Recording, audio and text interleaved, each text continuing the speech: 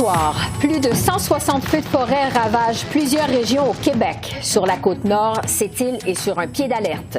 On rejoint sur place la députée du Bloc québécois de Manicouagan, Marlène Gill. Ottawa vient en aide aux provinces aux prises avec des incendies. Le ministre de l'Environnement, Stephen Guilbeault, est avec nous. Enquête nationale sur les femmes et les filles autochtones disparues ou assassinées. Près de 4 ans après le dépôt du rapport final, les progrès se font toujours attendre. Le ministre des Relations couronnes autochtones, Marc Miller, répond à nos questions. Bonsoir, Mesdames, Messieurs. Alors que les feux de forêt font rage au pays, le gouvernement fédéral répond aux demandes à l'aide du Québec, de la Nouvelle-Écosse, de même que de l'Alberta, en plus de déployer des membres des Forces armées canadiennes. Au Québec, plus de 160 incendies sont en activité. C'est du jamais vu, selon les autorités. Les feux font rage dans l'est de la province, sur la Côte-Nord, en Mauricie, et dans l'ouest, en Abitibi. Les premiers ministres Justin Trudeau et François Legault ont fait le point sur l'heure du midi aujourd'hui. Il y a 2 jours, j'ai parlé avec le premier ministre Legault de la situation des feux de forêt au Québec. J'ai aussi parlé avec le maire de Sept-Îles, Steve Beaupré, la mairesse de Chapet, Isabelle Lessard, et le chef de Ouachat-Macmani-Outnetam, Mike McKenzie. On a parlé de la situation sur le terrain. Comme vous le savez, des membres des Forces armées sont déjà déployés pour aider. Il y a plusieurs feux qui sont imprévisibles, donc c'est très important d'écouter les autorités locales pour s'assurer que tout le monde reste en sécurité. On privilégie de s'occuper des personnes, parce qu'il y en a encore malheureusement qui sont dans les forêts. Ensuite, les communautés proches des forêts. Ensuite, un suivi sur protéger les infrastructures comme les infrastructures d'Hydro-Québec. Mais pour l'instant, malheureusement, là, on n'a pas les effectifs pour limiter les pertes. Si on parle du bois en forêt, éventuellement, il faudra le faire. Pour ça qu'on peut s'attendre à ce qu'il y ait une opération qui dure longtemps et on a besoin de toute l'aide possible. On en a pour l'été. Et donc, c'est pour ça qu'à court terme, on demande de l'aide. On espère aussi que dans certaines provinces, la situation va s'améliorer puis qu'on va pouvoir faire ce qu'on a souvent fait dans le sens contraire, puis qu'on a fait dernièrement, d'ailleurs. Danielle Smith, la première ministre de l'Alberta, nous remerciait le Québec dernièrement pour l'aide qu'on lui a donnée dans les dernières semaines. On espère que ça va se calmer dans les autres provinces, que ce soit l'Ontario, l'Alberta, la Colombie-Britannique, pour qu'ils puissent venir nous aider. Et pour faire le point sur la situation sur la Côte-Nord, je rejoins sur place la députée du Bloc québécois pour Manicouagan, Marlène Gill. Je la retrouve à Sept-Îles, au poste de commandement militaire, justement. Bonjour, Madame Gill. Bonjour. Sept-Îles est donc sur un pied d'alerte. Le feu est à seulement 6 km de la ville. Vous êtes sur le terrain. Le maire parle d'un feu comme d'un monstre qui est incontrôlable. Racontez-nous d'abord ce que vous constatez sur place. C'est certain que ça a évolué au cours des derniers jours et je vous dirais que ça change d'heure en heure. Pour le moment, je vous dirais qu'étant donné que je suis à l'endroit à Galix où on forme en fait les militaires du Royal 22e qui sont arrivés hier pour pouvoir intervenir sur les feux avec les pompiers de la SOPFEU. Donc, les gens sont, je pourrais dire, rassurés par l'arrivée des militaires parce qu'on manquait de ressources, bien sûr, sur le terrain. Donc, c'est certain que de les voir arriver ici et se déployer dès demain sur le terrain, ça change la donne de plein de façons, là, physiquement, bien entendu, mais comme je vous le disais, pour ce qui est du moral de la population aussi. Bon, actuellement, il y a combien de militaires sur place? Présentement, il y a environ 150 militaires, officiers inclus, et il y a une centaine de réservistes qui devraient arriver à 19 h ce soir, donc pour un total de 250. Au total dans la région. Le feu au nord de Sept-Îles, les feux sont encore considérés comme non maîtrisés. La ville est prise dans un nuage de fumée. À quel point ça inquiète les résidents? Quand je vous disais justement que ça changeait d'heure en heure, ce matin, moi, je suis arrivée par la route, un peu de l'extérieur de cette île, on voyait la fumée au sol. Et la qualité de l'air était mauvaise. Donc, les gens, ça les inquiète aussi parce que les activités, c'est pas un confinement, bien sûr, ce sont des recommandations de la santé publique, mais on laisse les fenêtres fermées, bien sûr les portes fermées, on ferme les échangeurs d'air, on ne fait pas d'activité physique extérieure. Bien sûr, les gens qui avaient des conditions de santé qui faisaient en sorte qu'ils ne pouvaient pas rester en raison de la fumée, des feux ont été évacués. Mais les gens, ça les inquiète aussi. Les employeurs aussi, parce qu'ils ont des employés qui doivent travailler à l'extérieur et ils se demandent quels sont les impacts sur eux aussi. Donc, c'est certain que c'est une inquiétude. Et comme vous l'avez dit, il y a deux feux qui sont au nord et pour les gens évidemment qui ne connaissent pas le territoire ici, nous on a la forêt au nord, la mer au sud, on a l'est et l'ouest, seulement une route pour nous diriger et l'un des deux côtés est fermé également. Il y a un pont présentement qui ne peut plus soutenir de fortes charges, donc cette île est somme toute assiégée par les deux feux qui encore une fois, malheureusement, on ne souhaite pas que ce soit un scénario qui se concrétise, mais il se peut que les deux feux finissent par se joindre à un certain moment aussi. Bref, on souhaite la pluie qu'on nous a prévue. On souhaite également que les vents ne tournent pas. Donc, ça demeure vraiment une situation. On est toujours en situation d'alerte. Oui. En tout, on sait qu'il y a 6500 résidents qui ont dû évacuer les lieux à cette île, et ce, depuis vendredi. Quels sont les besoins sur le terrain en ce moment? Les gens sont très solidaires, donc je vous dirais qu'il y a plusieurs refuges qui ont été prévus. Il y en a un à 40 minutes environ de la ville, à Port-Cartier, une autre municipalité.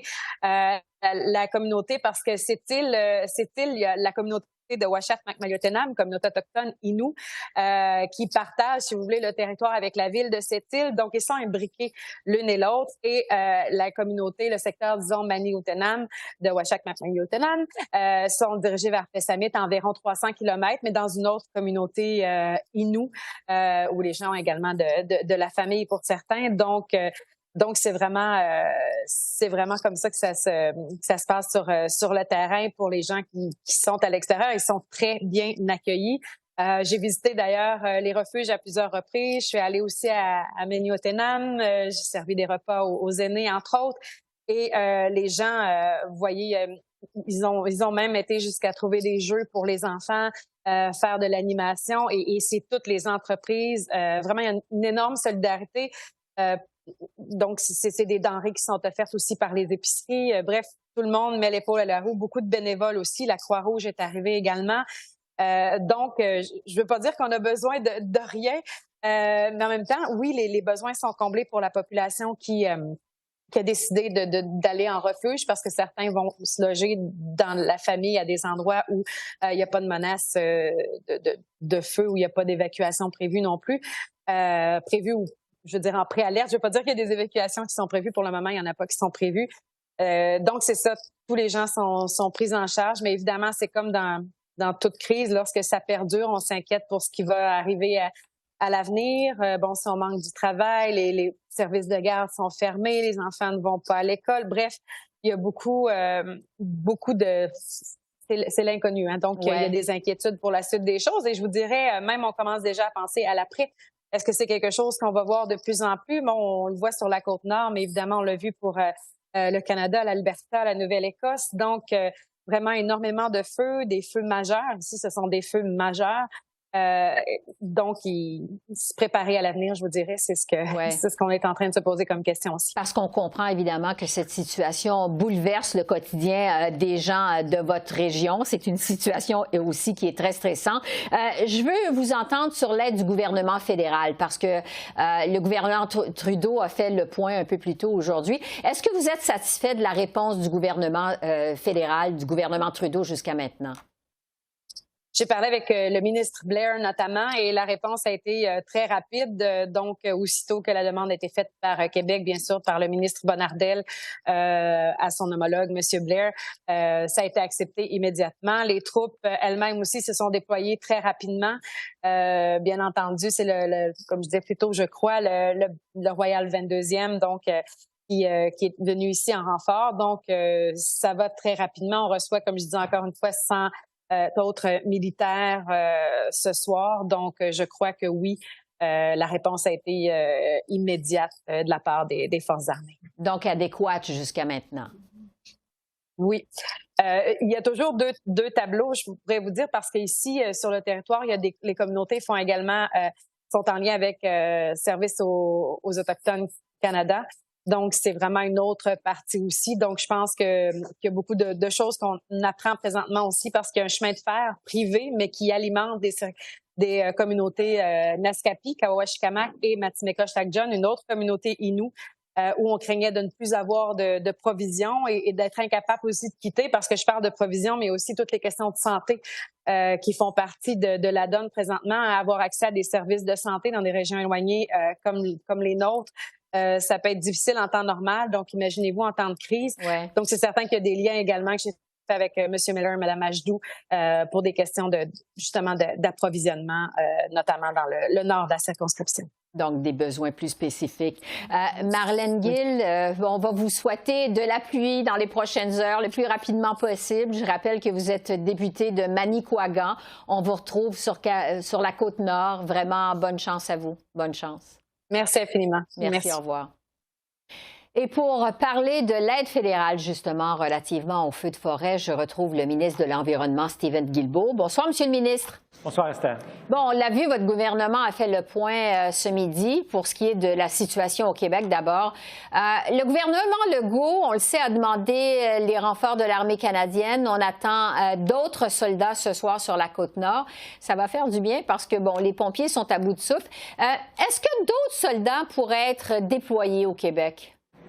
Bien, évidemment, nous allons évaluer la situation en collaboration avec le gouvernement du Québec. Donc, mon collègue, le ministre de la réponse aux urgences, le ministre Blair, a répondu favorablement à la demande du gouvernement du Québec sur l'envoi des forces armées. Il y a déjà, si j'ai bien compris, une centaine de militaires qui sont arrivés à cette île pour travailler avec les gens de la SOPFEU, la Société de protection des feux de forêt du Québec. Là-dessus, mais au besoin, si le Québec en fait la demande, il y a effectivement d'autres personnes, d'autres ressources également qui pourront être mises à la disposition du gouvernement du Québec. Oui. On sait que ces incendies ont causé des centaines d'évacuations. Il y a des gens de la Côte-Nord qui ont tout perdu, qui ont perdu leur maison. Est-ce que votre gouvernement va indemniser les sinistrés? On en est où à ce niveau-là? Il y a plusieurs programmes fédéraux qui existent de réponse aux catastrophes, d'indemnisation. Ce qu'il faut noter, par contre, c'est que, par exemple, l'un des programmes qui est un programme de réponse aux catastrophes, un budget de 8 milliards de dollars. Le programme a été créé au début des années 70. Les 3/4 des argents ont été dépensés dans les 5 dernières années. Alors, ça nous dit quoi? Ça nous dit qu'il y a une augmentation exponentielle du coût des catastrophes naturelles. Ce n'est pas juste dû au changement climatique, mais nous savons qu'il y a un lien très étroit entre les changements climatiques et l'augmentation du nombre et de la sévérité d'événements climatiques extrêmes comme les feux de forêt que nous vivons présentement partout au Canada. Oui, parce que justement, le premier ministre Trudeau a dit ce matin qu'il va falloir qu'on réfléchisse aux défis qui vont venir avec plus d'événements météorologiques extrêmes comme ça. Est-ce que vous êtes surpris, vous, par l'ampleur de ces feux de forêt et aussitôt dans la saison? Je vous donnerai quelques exemples, Esther. Donc, on se rappellera les feux de forêt en Alberta en 2016 où la ville de Fort McMurray avait dû être évacuée. C'était l'une des pires saisons dans l'histoire de la province. Nous sommes sur le point de dépasser, en termes d'hectares brûlés, ce qu'on a vu en Alberta en 2016, mais on est le 2 juin aujourd'hui, le 4 juin, pardon. Pire feu de forêt de l'histoire de la Nouvelle-Écosse, encore une fois, début du mois de juin. Au Québec, la SOPFEU qui dit, écoutez, il y a trop de feux de forêt, nous ne sommes pas capables de faire face à tous ces feux de forêt-là. Ce que nos scientifiques nous disent, c'est que les conditions climatiques de l'été vont être très propices à ce qu'il y ait beaucoup de feux de forêt. Est-ce que ça va nécessairement arriver? On n'est pas certain, mais on risque d'avoir la pire saison des feux de forêt de l'histoire du pays. Oui, parce que les autorités parlent, entre autres, de feux de plus en plus intenses qui éclatent dans des endroits qu'on ne voyait pas auparavant. Jusqu'à quel point, justement, il faut y voir un lien avec les changements climatiques? Bien, deux choses. Nous savons qu'à cause des changements climatiques, donc du réchauffement, ça crée des conditions plus favorables aux feux de forêt, plus de sécheresse, donc des grandes périodes sans précipitation, beaucoup d'orages violents avec des éclairs qui vont pouvoir déclencher des feux de forêt. Parfois, ces feux de forêt-là vont être déclenchés aussi par des humains, mais il faut comprendre qu'on a des conditions très propices aux feux de forêt, donc c'est très sec, peu de précipitation. Et de plus en plus, nous sommes capables de faire des liens entre des événements climatiques extrêmes et les changements climatiques. J'en parlais pas plus tard que vendredi dernier avec les scientifiques d'Environnement et Changement climatique Canada qui me disaient avant, il nous fallait quelques mois pour être en mesure de faire un lien entre un événement climatique extrême et le réchauffement climatique. Et maintenant, on est capable, la science a évolué, on est capable de faire ça en quelques semaines. Donc, nous devrions avoir d'ici peu la réponse à cette question-là. Est-ce qu'il y a un lien entre les feux de forêt du printemps au Canada et les changements climatiques? On n'est pas en mesure de le dire maintenant. Nous le serons probablement très bientôt. Oui, parce qu'entre-temps, M. Trudeau dit qu'il va falloir réfléchir à la réponse de nos gouvernements en lien avec ces changements climatiques extrêmes ou ces événements météo, je devrais dire, extrêmes. Qu'est-ce qui peut être fait? Qu'est-ce qui doit être fait? Par exemple, en décembre dernier, nous avons présenté la première stratégie fédérale sur l'adaptation au changement climatique. Ça ne s'était jamais fait. Ça a été très, très bien accueilli. Je pense au Bureau de l'assurance du Canada qui a dit que c'était l'une des meilleures au monde. On parle d'investissement de 6 milliards de dollars, d'au moins 6 milliards de dollars depuis 2015, mais on sait que ce n'est pas suffisant, qu'il faut en faire plus. C'est d'ailleurs pourquoi nous travaillons à l'adoption de la première stratégie nationale d'adaptation au changement climatique. Donc, comment mieux préparer le Canada, la population canadienne aux impacts des changements climatiques, que ce soit les tempêtes violentes ou les ouragans comme Fiona qu'on a connu en Atlantique l'an dernier. On parle de feux de forêt maintenant, on pourrait parler d'inondations. Au Québec, il n'y a pas si longtemps que ça, on parlait d'inondations et là, on parle de feux de forêt. Alors, comment on peut, en travaillant à tous les niveaux de gouvernement, que ce soit le fédéral, les provinces, les territoires, les peuples autochtones, les municipalités, le secteur privé aussi, comment nous pouvons ensemble mieux préparer le Canada à faire face aux impacts des changements climatiques. Alors, on va donc attendre cette stratégie nationale. Ça s'en vient très bientôt. Pour quand? Je vous dirais, si tout va bien, quelques semaines. Donc, assez rapidement quand même. Stephen Guilbeault, ministre de l'Environnement, merci. On aura peut-être l'occasion de s'en reparler. Merci beaucoup. Merci à vous, Esther. Au revoir. Au revoir.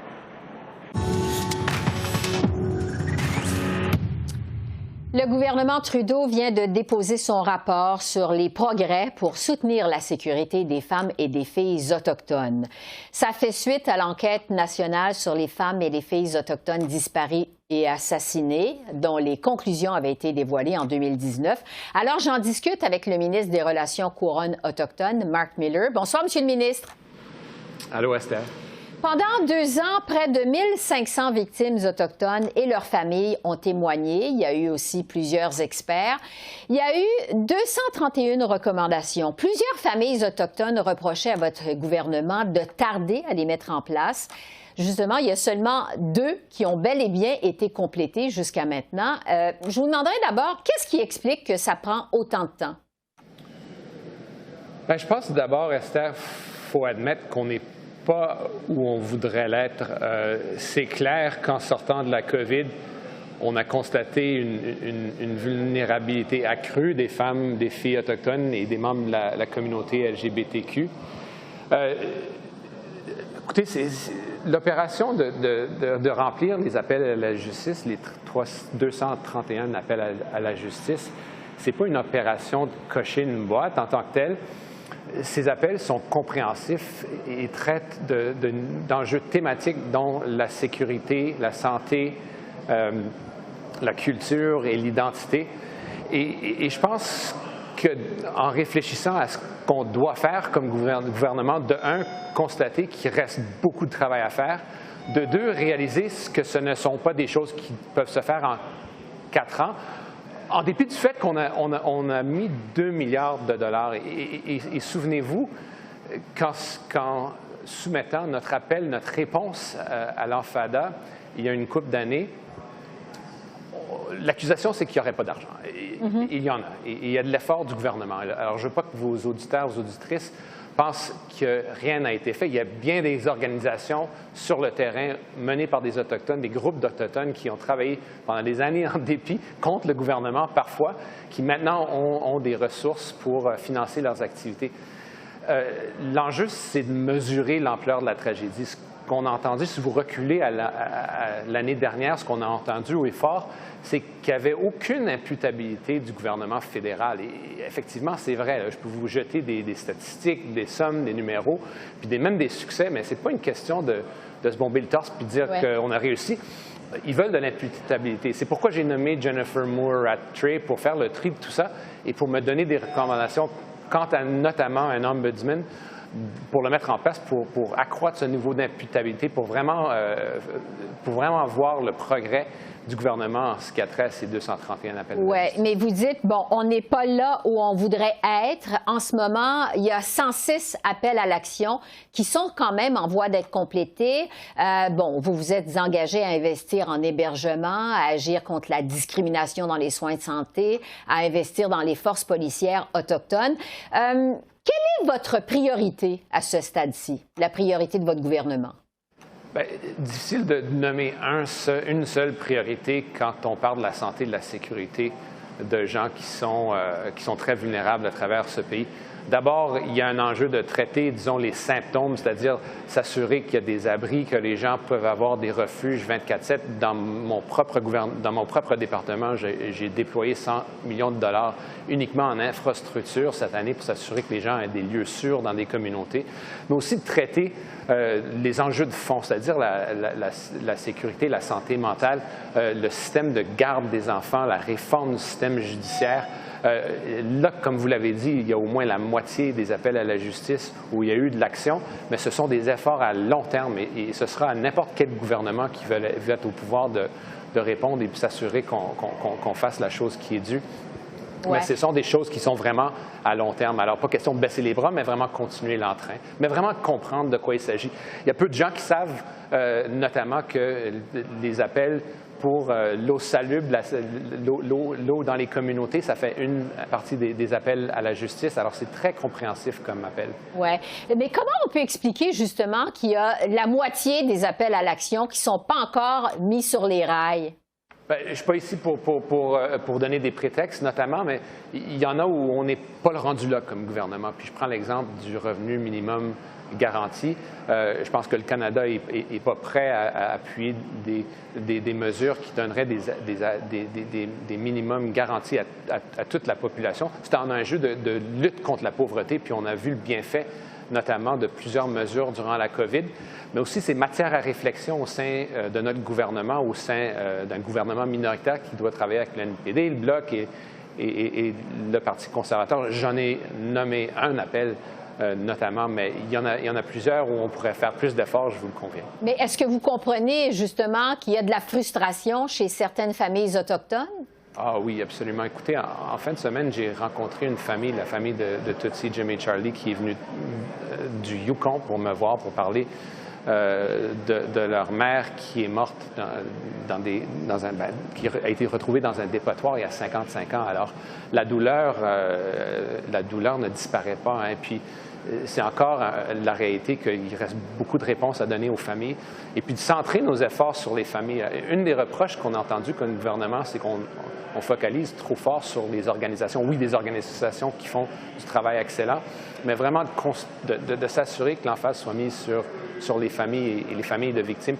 Et ce n'est pas des liens qu'on a de tisser très serrés avec le gouvernement fédéral, avec des individus. Alors, il reste beaucoup de travail à faire à ce niveau-là. Oui. Sur l'un des appels à l'action, on sait que vous vouliez agir contre la discrimination dans les soins de santé en soutenant le principe de Joyce. Évidemment, c'est en l'honneur de Joyce Echaquan, cette Atikamekw qui est morte sous des insultes racistes, on s'en rappelle, à l'hôpital de Joliette au Québec.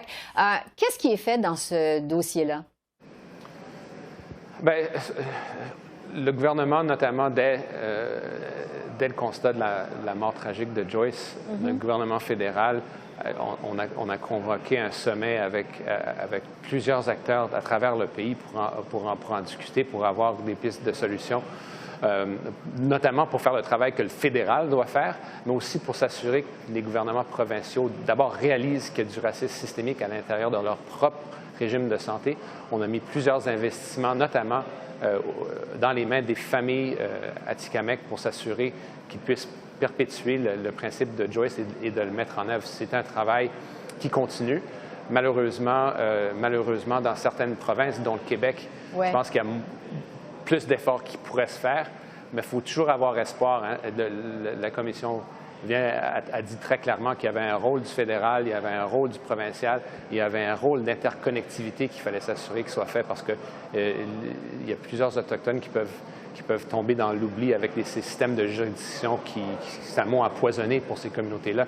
Il reste aujourd'hui que plusieurs Autochtones se présentent dans les systèmes de santé là où on est le plus vulnérable et subissent encore ce racisme tout court, mais racisme systémique aussi. Oui, c'est ça, le Québec qui refuse toujours, évidemment, de reconnaître cette existence du racisme systémique. On comprend que ça complique peut-être un peu votre travail rapidement. Bien, absolument. C'est pas en niant le problème que le problème va disparaître. Puis parfois, combattre le racisme, c'est un jeu de tape la marmotte. Réaliser que les Autochtones, quand ils appréhendent soit les services de sécurité ou les services de santé, sont très vulnérables à cause des préjugés qui existent et qui sont portés contre eux, notamment des préjugés qui sont incorrects vis-à-vis de l'alcool, l'alcoolisme, entre autres, des exemples très concrets où les gens, où les médecins ou les infirmières croient que les gens sont sous pendant qu'ils subissent un AVC ou autre. Ça existe, puis c'est mesuré, puis on le sait très bien, puis ça résiste. Ça vient des préjugés, même par des gens qui sont hautement éduqués, comme des infirmiers, des infirmières, des médecins. Marc Miller, ministre des Relations couronnes autochtones, merci beaucoup. Merci. Je vous remercie. Au revoir. Alors voilà, c'est comme ça qu'on a vu l'essentiel de l'actualité de ce lundi 5 juin sur la colline du Parlement à Ottawa. Esther Bégin qui vous remercie d'être à l'antenne de CEPAC, la chaîne d'affaires publiques par câble. Je vous souhaite une excellente fin de soirée et je vous dis à demain. Au revoir.